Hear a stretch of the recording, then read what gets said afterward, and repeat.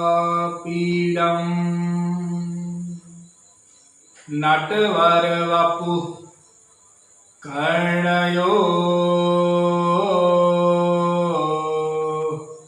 कर्णिकारम्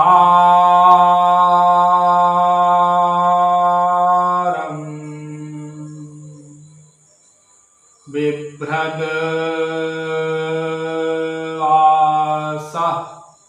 कनककपिशम् वैजयन्ती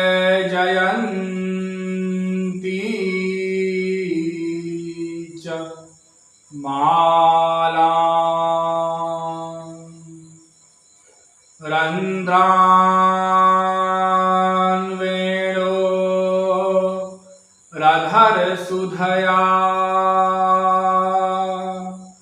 पूरयन् गोपवृन्दै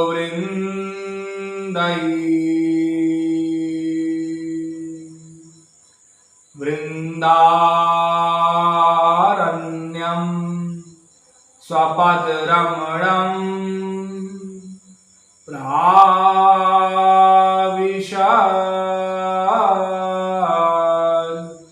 गीतकीर्तिः।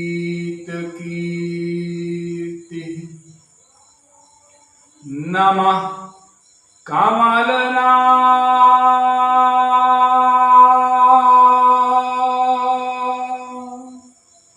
भाय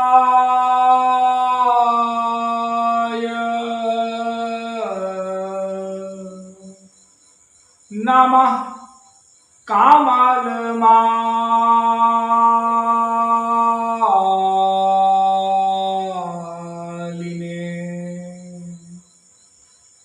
नमः कमलपादाय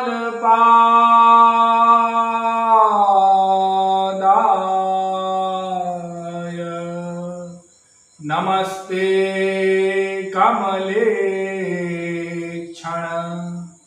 यो ब्रह्माणं विदधाति पूर्वं यो वै वेदांश्च प्रणिनोति तस्मै ताहं वादेवमात्मबुद्धि प्रकाशं मुमुक्षुर्वै शरणमहं प्रपद्ये। वृंदारक वृंद वंदे आनंद कंद सच्चिदानंद परब्रह्म श्री कृष्ण चंद्र चरण पिपासु जीवात्माओं। पिछले दो भाग में मैंने जीव के लक्ष्य के विषय में चर्चा की थी। जो लोग नहीं सुने हैं सत्संग को वे जा करके और पिछले सत्संग को सुन लें। मैंने बताया था कि मैं जीव हूं, भगवान का अंश हूं और मुझे भगवान की प्राप्ति करनी है। ऐसा इसलिए क्योंकि मैं आनंद चाहता हूं और भगवान आनंद हैं। इसलिए भगवान को प्राप्त करना होगा, परमावश्यक है। बिना भगवान को जाने किसी को भी इस भवसागर से मुक्ति नहीं मिलेगी, आनंद प्राप्ति नहीं होगी। तमेव विदित्वाति मृत्युमेति नान्यः पंथा विद्यते यनाय। वेद कहता है उसको जानकर ही, तमेव यह माने जीव इससे पार हो सकता है। यह कौन? माया। उसको जानना है। किसको? भगवान को, ब्रह्म को। कुछ भी कहें आप, राम, कृष्ण, खुदा, गॉड, अल्लाह, वो एक है। तो भगवान को जानना होगा। और वेद क्या कहते हैं? ना वेद विन मनुते तम बृहंतम। जो वेद को नहीं जानता वो ब्रह्म को नहीं जान सकता। अर्थात वेद को जानना परमावश्यक है, तभी ब्रह्म का ज्ञान हो सकता है, ब्रह्म को जाना जा सकता है। आगे कहता है वेद, हाँ अब देखो विरोधी बातें वेद में लिखी। एक तरफ तो वेद में कहा गया कि ना वेद विनवन्ते तम बृहंतम, अर्थात बिना वेद को जाने कोई ब्रह्म को नहीं जान सकता। और आगे क्या लिखा, यस्या मतम तस्य मतम मतम यस्य न वेद सः अविज्ञातम विजानताम विज्ञातम मविजानताम, अर्थात जो यह समझता है कि मैं ईश्वर को अपनी बुद्धि द्वारा जान सकता हूं, समझ सकता हूं, वो बेचारा अल्पज्ञ है, कुछ नहीं समझता, न समझ सकेगा। और जो यह समझता है कि मैं अपनी बुद्धि द्वारा भगवान को नहीं जान सकता, नहीं प्राप्त कर सकता, वो कुछ कुछ समझता है। हाँ देखो विरोधी बातें हो गई। संसार में तो उल्टा है ना, जो बुद्धिमान संसार को जानने के लिए अपनी बुद्धि का प्रयोग करता है वही जान सकता है, और जो बुद्धि का प्रयोग नहीं करना चाहता वो संसार में नहीं कुछ कर सकता, छोटे से छोटा कार्य भी नहीं कर सकता। लेकिन भगवत क्षेत्र में जस्ट अपोजिट, उल्टा है, उसके विपरीत है। तो भगवान को कोई नहीं जान सकता। क्यों नहीं जान सकता भगवान को? वेद कहता है इंद्रियेभ्यः परा अर्था अर्थेभ्यश्च परम मनः मनसस्तु परा बुद्धे बुद्धेरात्मा महान परः महतः परमव्यक्त मव्यक्तात् पुरुषः परः पुरुषान् परम किंचित सा काष्ठा सा परागति। अर्थात वेद कहता है इंद्रियों से परे, इंद्रियों के विषय हैं, उससे परे मन, उससे परे बुद्धि, उससे परे है जीव जिसे आप आत्मा कहते हैं, उससे परे माया और उससे परे है ब्रह्म। मतलब इंद्रिय मन बुद्धि से परे है ब्रह्म। हमारे पास तीन ही सामान है। क्या है?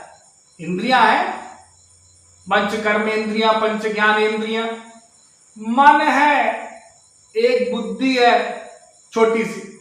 और वेद ने साफ साफ कह दिया कि इंद्रिय मन बुद्धि से ईश्वर ग्राह्य नहीं हो सकता। क्यों?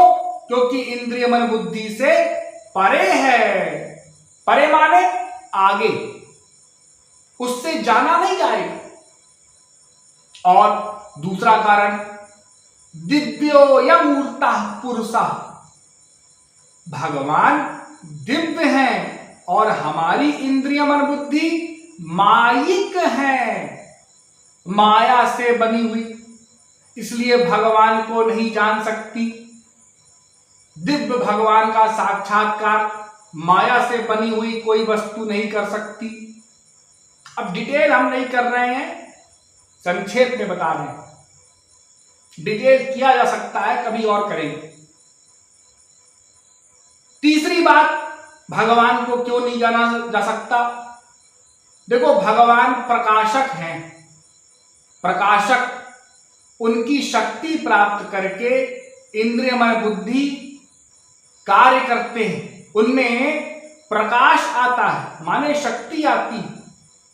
तमेव भान्तमनुभाति सर्वम तस्य भाषा सर्वमिदं विभाति। उसकी शक्ति पा करके तो इंद्रिय मन बुद्धि, ये आंख देखने का कार्य कर रही है, कान सुनने का, हाँ नासिका गंध लेने का, रसना रस लेने का, और अपने प्रकाशक को जानने चली तो अपने प्रकाशक को ये प्रकाशिक इंद्रिय मन बुद्धि कैसे जान सकती है? तो नहीं जान सकती। चौथा कारण वेद कहता है इंद्रिय मन बुद्धि प्रेर्य है और ब्रह्म प्रेरक है। यन मनुषा न मनुते येनाहुर्मनोमतं तदेव ब्रह्म त्वं विद्धि नेदं यदिदमुपासते यच्चक्षुषा न पश्यति येन चक्षुषि पश्यति तदेव ब्रह्म त्वं विद्धि नेदं यदिदमुपासते यश्रोत्रेण न शृणोति येन श्रोत्रमिदं श्रुतं तदेव ब्रह्म त्वं विद्धि नेदं यदिदमुपासते यत्प्राणेन न प्राणीति येन प्राणः प्रणीयते तदेव ब्रह्म त्वं विद्धि नेदं यदिदमुपासते। क्या अभिप्राय है इन श्लोकों का? वेद कह रहा है कि ये जो मन है, इंद्रियां है, बुद्धि है, प्राण है, यहां तक कि प्राण को भी कह दिया, उनमें जो धारण शक्ति है वो ब्रह्म से है, भगवान से है। तो बताओ, जिसकी प्रेरणा से ये सब इंद्रिय मन बुद्धि वर्क कर रही है, प्रेर्य है, उस अपने प्रेरक को भला कैसे जान सकेंगे? अरे जुगनू सूर्य को जानने चलेगा भला? हाँ, असंभव कार्य है संसार में भी। तो उसी प्रकार हम नहीं जान सकते। अच्छा, और क्या कारण है? और क्या कारण है? देखो, भगवान दो विरोधी धर्मों का अधिष्ठान है। ध्यान से समझना, भगवान दो विरोधी धर्मों का अधिष्ठान है। वेद कहता है अडोरणीयान महतो महीयान आत्मा गुहायाम निहतोस जंतो तम क्रतुम पश्यति वीत शोको धातु प्रसादान महिमान नीशम। अर्थ यह है कि भगवान छोटे से छोटा है। क्यों? क्योंकि उसको छोटे से छोटे में समाना है। वो चींटी में भी है, हाँ, वो भगवान। और महतो महीयान, बड़े से बड़ा है। क्यों बड़े से बड़ा है? क्योंकि उसको बड़े से बड़े को अपने में समाना है। अरे प्रलय काल में भगवान के अंदर सब चला जाता है ना।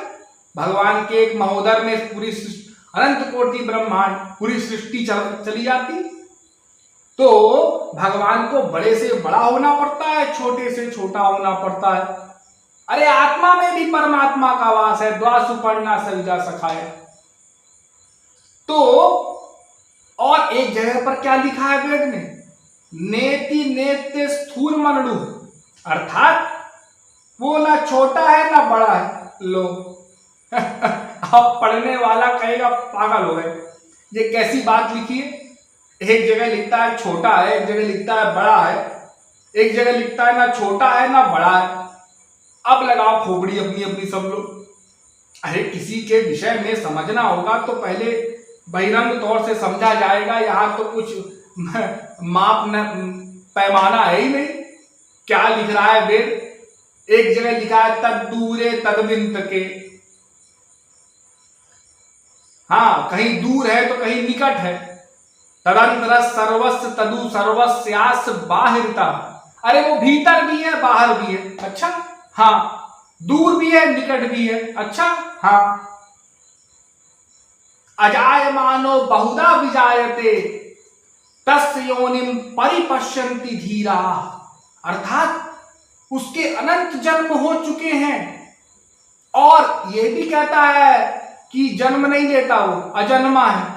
लो, दोनों बात हो गई। सर्वेन्द्रिय गुणाभासम सर्वेन्द्रिय विवर्जितम सर्वस्य प्रभु मीशानम सर्वस्य शरणम बृहत् सुरित। अर्थात वो समस्त इंद्रियादियों के कार्य करता है और इंद्रिय आदि से रहित है। हाँ, दोनों बातें हैं। अपाणि पादो जवनो गृहीता पश्यत् चक्षु सशृणोत् कर्णः सवेत्ति वेद्यं न च तस्यास्ति वेत्ता तमाहुर्ग्रयं पुरुखं महान्तम। उसके पैर नहीं है लेकिन चलता है, हाथ नहीं है लेकिन हाथ के कार्य करता है, रसना नहीं है लेकिन रसना के कार्य है, ग्रहण करता है, रस लेता है, आंख नहीं है लेकिन देखता है, कान नहीं है लेकिन सुनता है, वो सबको जानता है लेकिन उसको कोई नहीं जानता। अब एक तरफ ये लिखा है, एक तरफ लिखा है सहस्त्र शीर्षा पुरुषा सहस्त्राक्ष सहस्त्रपात सभूमि सर्वत स्प्रत्वात् तिष्ठद्य दशांगुलम। अरे उसके 1000 सिर हैं, 1000 पैर हैं, 1000 हाथ हैं। लो, 1000 माने समझते हो वेद में अनंत, गिनती नहीं कर सकता। हाँ, एक तरफ लिखा है पाड़ी पा दो, पैर ही नहीं, एक तरफ लिखा है अनंत पैर है। अब क्या मानोगे इनमें से? अन्यत्र धर्मात् अन्यत्र अधर्मान, अन्यत्र अस्मात् कृता कृताच, अन्यत्र भूताच भव्याच यत् तपस्यसि तद्वद। वो कार्य और कारण से परे है, धर्म और अधर्म से परे है भगवान, वो इनसे परे है भगवान। इनको, भगवान को कार्य कारण में और धर्म अधर्म में कोई समेट नहीं सकता। हाँ, धर्म अधर्म से परे है और मनुष्य सब उससे बंधा हुआ है। अरे रामायण बड़ा सुंदर कहा, राम स्वरूप तुम्हार वचन अगोचर बुद्धि पर अविगत अकथ अपार नेति नेति नित निगम वद। अरे राम, तुम्हारा स्वरूप ऐसा है जो बुद्धि में समा नहीं सकता, अकथ है, अपार है, नेति नेति कह दिया वेद ने भी, मैं समझ नहीं सकता, मैं समझ नहीं सकता, ना इति ना इति, मेरे पास से जाओ। हाँ, मेरा खुद ही खोपड़ा भंजन हो चुका है, मैं क्या समझूंगा भला, भगवान को क्या बताऊंगा भला। जग पे खन तुम देखन हारे, विधि हरि शंभु न चावन हारे, तेऊ न जानहि मरम तुम्हारा, और तुम्हीं को जानन हारा। तुमको कौन जानेगा? कोई नहीं जानता, ब्रह्मा विष्णु शंकर। वेदव्यास जी ने कहा भागवत में, ना हम न यूयम यदृताम गतिम विदुर वामदेव किमुता परे सुरा, तन्मायया मोहित बुद्ध्यस्तिदम विनर्मितम चात्म समम प्रचक्षुमहि। हाँ, कोई नहीं जानता, ब्रह्मा जी शंकर जी कोई नहीं जानता उनको। ये तो बड़े बड़े पावर नहीं जानते, तो हम लोग अपनी बुद्धि द्वारा जो कहते हैं हम भगवान को समझते हैं, जानते हैं। बताओ कैसी अल्पज्ञता है ये, कोई कैसे जान सकता है भगवान को भला। राम अतर्क्य बुद्धिमान वाणी, मत हमार अस सुनहु सयानी। वो बुद्धि मन वाणी से परे है, उसको कौन जान सकेगा। लेकिन जाना है अनंत संतों ने, और हमको भी जानना है उस ब्रह्म को, क्योंकि बिना जाने और प्रेम नहीं होगा, और बिना प्रेम के विश्वास के प्राप्ति नहीं होगी। जाने बिनु ना हो ही परतीति, बिनु परतीति हो ही नहीं प्रीति। तो जानना आवश्यक है, और वेद ने पहले ही कह दिया तमेव विदित्वाति मृत्यु में, जहां से मैंने प्रारंभ किया कि उनके जाने बिना तो यहां से पार जाना असंभव है। तो जानना होगा, तो ब्रह्म को जानना होगा। तो देखो वेदों में चलें, वेद क्या कहता है पहले हमको समझना होगा। ब्रह्म कितने प्रकार के हैं? कितने प्रकार के? एक ही ब्रह्म है? हाँ हाँ, लेकिन 3 कह देते हैं कहीं कहीं। भोक्ता ब्रह्म, भोग ब्रह्म, प्रेरक ब्रह्म। वेद कहता है एतज् ज्ञेयं नित्यमेवात्म संस्तम नातः परम वेदितव्यम हि किंचित, भोक्ता भोग्यम प्रेरितारम च मत्वा सर्वं प्रोक्तम त्रिविधम ब्रह्म में तत्। एक है भोक्ता ब्रह्म, एक है भोग्य ब्रह्म, एक है प्रेरक ब्रह्म। तीन ब्रह्म हो गए। भोक्ता ब्रह्म कौन? प्रेरक ब्रह्म के विषय में तो मैंने ऊपर बता दिया, आप लोग सुन ही रहे हैं। भोक्ता ब्रह्म कौन? ये जीव, ये जीव है भोक्ता ब्रह्म। इसके विषय में वेद कहता है आत्मानं रथिनं विद्धि शरीरम रथमेव तु बुद्धिम तु सारथिं विद्धि मनः प्रग्रहमेव च इंद्रियाणि हयानाहुर्विषयांस्तेषु गोचरान् आत्मेन्द्रिय मनोयुक्तम भोक्ते त्याहुर्मनीषिणः। अर्थात देखो, आत्मा है एक आत्मा, ये रथी है, रथी आत्मा ये रथी है। बुद्धि क्या है? सारथी है। घोड़ा देखा ना आपने, घोड़ा रथ वाला, तो वो रथ क्या है? शरीर, बॉडी हमारी, ये बॉडी क्या है? रथ, इसको रथ मान लो। बुद्धि कौन? सारथी, जो ड्राइवर होता है ना, ड्राइवर, सारथी। मन लगाम है। घोड़े इंद्रियां हैं, ये इंद्रियां क्या है? ये घोड़े हैं। मन क्या है? लगाम, जो सारथी पकड़े हुआ है। आत्मा क्या है? सारथी, एक पैसेंजर है। आत्मा जा रही है पैसेंजर, अब बुद्धि गवर्न करेगी, वो सारथी खींचेगा लगाम को, वैसे इंद्रियां चलेंगी, वैसे आत्मा जाए। तो ये है भोक्ता ब्रह्म। और भोग्य ब्रह्म क्या है? माया।